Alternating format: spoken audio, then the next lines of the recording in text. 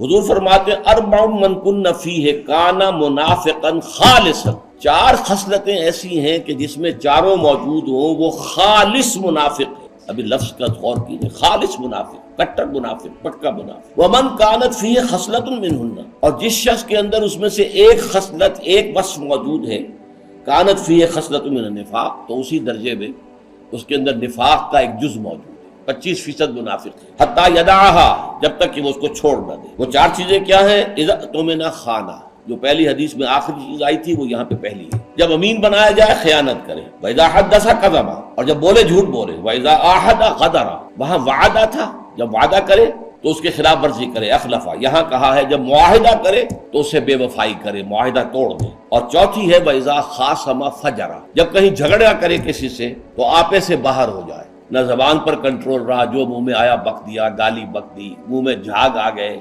اس سے آگے بڑھے تو ہاتھا پائی پر اتر آئے۔ جھگڑا ہوا ہے لیکن جھگڑے کا یہ مطلب نہیں ہے۔ اذا خاصم فجر، فجر کے معنی پھٹ جانا، تو پھٹ جانا جو ہے اس فجر کے اندر انفجار کہتے ہیں، کسی شے میں دھماکہ ہو جانا، بلو اپ ہو جانا، وہ انفجار ہے، کسی شے کے اندر جو ہے اس طرح کی کیفیت پیدا ہو جائے۔